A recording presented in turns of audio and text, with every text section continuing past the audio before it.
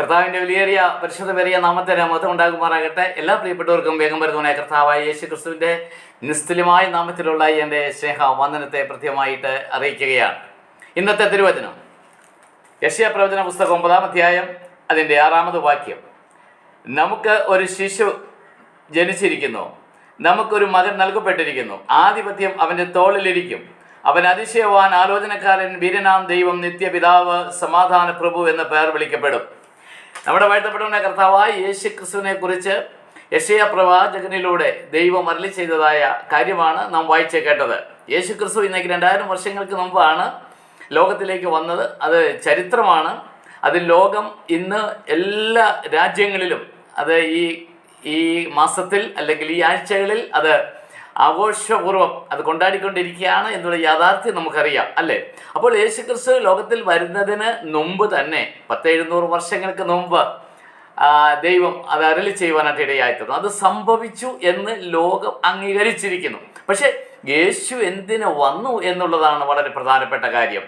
യേശു ക്രിസ്തു വന്നത് അത് സുവിശേഷത്തിൽ പുതിയ നിയമത്തിൽ നമുക്ക് ലേഖനത്തിൽ വായിക്കുവാൻ കഴിയുന്നത് 1 തീമോഥെയോസ് 15-ാമത് വാക്യത്തിൽ വായിക്കുന്നത്, യേശു ക്രിസ്തു പാപികളെ രക്ഷിപ്പാൻ ലോകത്തിൽ വന്നു എന്നുള്ളത് വിശ്വാസ്യവും എല്ലാവരും അംഗീകരിപ്പാൻ യോഗ്യമായ വചനം തന്നെ എന്നാണ് നമുക്ക് കാണുവാൻ കഴിയുന്നത്.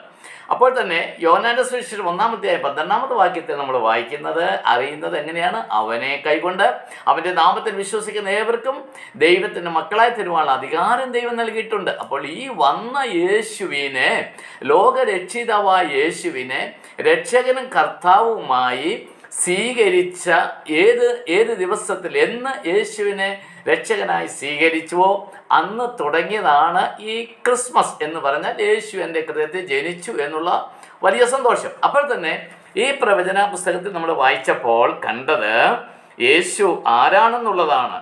യേശു അത്ഭുതവാനാണ്, അല്ലെങ്കിൽ അതിശയവാനാണ്. അപ്പോൾ തന്നെ വീരനാം ദൈവമാണ്, വീരനാം ദൈവവുമാണ്, സമാധാനത്തിൻ്റെ പ്രഭുവുമാണ്. ഇതാണ് വളരെ നമുക്ക് ഈ ക്രിസ്മസ് കാലങ്ങളിൽ സന്തോഷത്തിന് വക നൽകുന്നത്. യേശു ക്രിസ്തു ആരാണ്? അവൻ ദൈവമാണ്. വാസ്തവത്തിൽ ദൈവമായവൻ മനുഷ്യനായി ലോകത്തിൽ വന്നു എന്നുള്ളതല്ലേ യാഥാർത്ഥ്യം. യേശു ക്രിസ്തു മനുഷ്യരൂപമെടുത്ത് ഈ താണലോകത്തിലേക്ക് നമുക്ക് വേണ്ടി, നമ്മുടെ രക്ഷയ്ക്ക് വേണ്ടി വരുവാനായിട്ട് ഇടയായിത്തീർന്നു.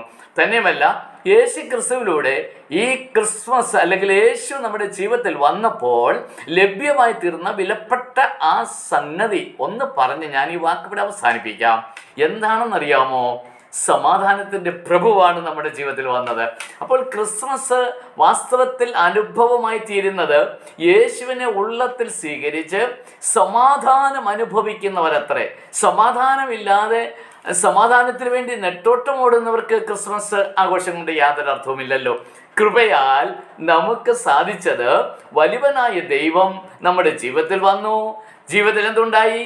സമാധാനമുണ്ടായി. ആർക്കും തരാൻ കഴിയാത്ത സമാധാനം നമുക്ക് ലഭ്യമായി തീർന്നു എന്നുള്ളത് എത്രയോ സന്തോഷകരമായ കാര്യമാണല്ലേ പ്രിയപ്പെട്ടവരെ, അല്ലേ സഹോദരി സഹോദരന്മാരെ? നമുക്കതിൽ സന്തോഷിക്കുവാൻ കഴിയട്ടെ.